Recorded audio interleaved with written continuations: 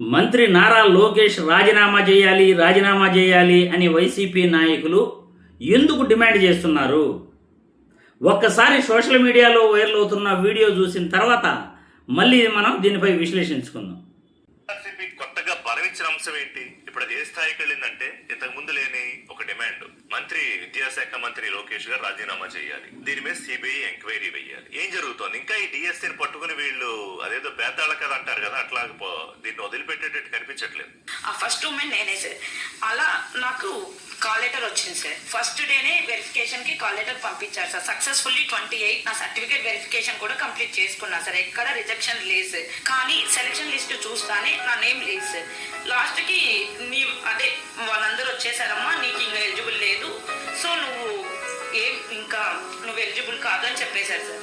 అయినా కూడా నేను సెక్రటేరియట్కి వచ్చాను సార్. మీరు మమ్మల్ని ఏం అడగకూడదు, మీరు కావాలంటే జీవో నెంబర్ 77 చదువుకోపోండి అని చెప్తున్నారు సార్. లోకేష్ సార్ కూడా నేను లెటర్ రాశాను సార్. రాసిన వాళ్ళు తీసుకొని పక్కన పడేశారు, కానీ వాళ్ళు ఏం అసలుకి ఎటువంటి రిప్లై లేదు సార్.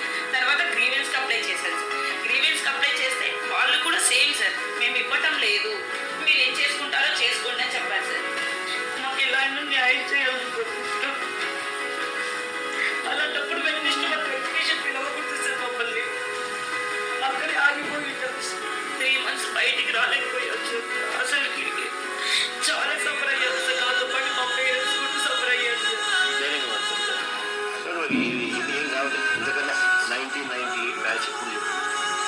అట్లా మా బాబాయ్ కూడా ఉన్నాడు సార్. 98 చూసారుగా సోషల్ మీడియాలో వైరల్ అవుతున్న వీడియో. జగన్మోహన్ రెడ్డి డిఎస్సి అభ్యర్థులకు ఇచ్చిన భరోసా. 98 డిఎస్సి అభ్యర్థులకే నేను న్యాయం చేశాను. 1998లో కూడా డిఎస్సి అభ్యర్థులు ఇంతకంటే ఎక్కువగా బాధపడ్డారు. వాళ్ళందరికీ కూడా గత ప్రభుత్వంలో ఉద్యోగాలు ఇవ్వటం జరిగింది. అంటే దాదాపు కూడా 25 సంవత్సరాలకి 98లో డిఎస్సి అభ్యర్థులకు మరియు 2008 డిఎస్సి అభ్యర్థులకు జగన్మోహన్ రెడ్డి వాళ్ళకి న్యాయం చేశాడు. గత ప్రభుత్వంలో ఉద్యోగాలు ఇచ్చాడు. అటువంటిది మీకు కూడా నేను న్యాయం చేస్తాను అని జగన్మోహన్ రెడ్డి డిఎస్సి అభ్యర్థులకు భరోసా ఇచ్చాడు. ఇక లోకేష్ బాబు ఎందుకు రాజీనామా చేయాలి అని వైసీపీ నాయకులు పట్టుబడుతున్నారో ఇప్పుడు ఒక ఉదాహరణ మీరు చూడటం జరిగింది. డిఎస్సి అభ్యర్థులు జగన్మోహన్ రెడ్డికి చాలామంది కూడా తమ బాధను వెలగెక్కడం జరిగింది. ముఖ్యంగా స్పోర్ట్స్ కోటాలో ఉద్యోగాలు ఎలా భర్తీ చేశారో ప్రతి ఒక్కరికి కూడా తెలుసు. ఎందుకంటే వైసీపీ నాయకులు ఇప్పటి వరకు పుంకాలుగా వీడియోలు సోషల్ మీడియాలో వైరల్ చేశారు. సాక్షి పేపర్లో కథనాలు కూడా వచ్చాయి. ముఖ్యంగా స్పోర్ట్స్ కోటాలో ఎలిజిబుల్ క్యాండిడేట్స్ని ఎవరైతే నేషనల్ ర్యాంకింగ్ ఉంటుందో, నేషనల్ ర్యాంకింగ్లో స్పోర్ట్స్ కోటాలో ఎలిజిబుల్ అయిన క్యాండిడేట్స్కి ఉద్యోగాలు ఇవ్వాల. ఎలిజిబుల్ కాని క్యాండిడేట్కి కూడా స్పోర్ట్స్ కోటాలో ఉద్యోగాలు ఇచ్చారు. దాదాపు 400 ఉద్యోగాలు ఇచ్చారని మనకి వార్తా కథనాలు వినబడుతున్నాయి. అదే కాకుండా డిఎస్సి అభ్యర్థులకు నోటిఫికేషన్ వచ్చినప్పటి నుండి కూడా ఈ కూటమి ప్రభుత్వం న్యాయం చేయలేదు. 120 రోజులు చదువుకునే సిలబస్ వాళ్ళు ఇవ్వటం జరిగింది. కానీ నోటిఫికేషన్లో 50 రోజుల టైం మాత్రమే వాళ్ళు ఎగ్జామ్కి ఇవ్వటం జరిగింది. 120 రోజుల సిలబస్ మేము 50 రోజుల్లో ఎలా చదవాలి అని డిఎస్సి అభ్యర్థులు రోడ్లపైకి ఎక్కారు, ధర్నాలు చేశారు, లోకేష్ బాబును కలవడానికి ప్రయత్నించారు. కానీ ప్రభుత్వం ససేమిరా అంది.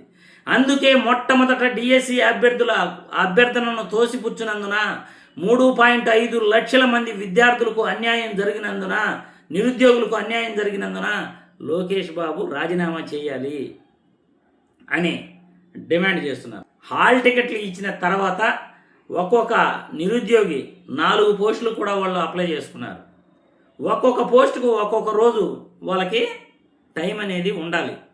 ఒక ఎగ్జామ్కి ఇంకో ఎగ్జామ్కి ఒక 2 రోజులు గ్యాప్ ఉంటే ఒక ఎగ్జామ్ రాసిన తర్వాత ఇంకో ఎగ్జామ్ రాసేదానికి ఆ అభ్యర్థులు ప్రిపేర్ అవ్వడానికి కానీ ఇక్కడ నుండి వాళ్ళు ఇంకో ప్లేస్కి వెళ్ళడానికి కానీ అవకాశం ఉంటుంది. ఒకే రోజు ఒకే క్యాండిడేట్కి 2 పోస్టులకి ఎగ్జామ్ రాయాలని, ఉదయం ఒకటి సాయంత్రం ఒకటి రాయాలని హాల్ టికెట్ వస్తే ఆ నిరుద్యోగి ఏం చేయాలి? ఆ డిఎస్సికి అప్లై చేసుకున్న అభ్యర్థి ఏం చేయాలి? మీరే చెప్పండి. కాబట్టి లోకేష్ బాబు ఇందులో కూడా ఫెయిల్ అయ్యారు. డిఎస్సి అభ్యర్థులకు హాల్ టికెట్లు ఇష్యూ చేయటంలో డిఎస్సి అభ్యర్థులకు అన్యాయం జరిగింది కాబట్టి లోకేష్ బాబు ఖచ్చితంగా రాజీనామా చేయాలి. తర్వాత నియామకాలలో అడుగడుగున తప్పులు దొర్లాయి అని వీడియోలు కూడా, డబ్బులు తీసుకుంటున్న వీడియోలు కూడా సోషల్ మీడియాలో వైసీపీ వాళ్ళు బయటపెట్టడం జరిగింది. డైరెక్ట్గా డబ్బులు తీసుకుంటున్న వీడియోలే బయటపడినప్పుడు సిబిఐ ఎంక్వైరీ ఎందుకు చేయకూడదు? లోకేష్ బాబు ఖచ్చితంగా రాజీనామా చేయాలని ఈరోజు పేపర్లో కూడా వార్తలు రావటం జరిగింది. చూడండి, సాక్షిలో డైరెక్ట్గా రాశారు, లోకేష్ మీరు రాజీనామా చేయరా, స్కామ్కి మీరు బాధ్యత వహించాల్సిందే, సూటిగా నిలదీస్తున్న నిరుద్యోగ యువత. నీట్ యూజీ పేపర్ లీక్పై కేంద్ర మంత్రి బాధ్యత వహించి ఆయన రాజీనామా చేశాడు. సిబిఐ విచారణ జరుగుతూ ఉంది.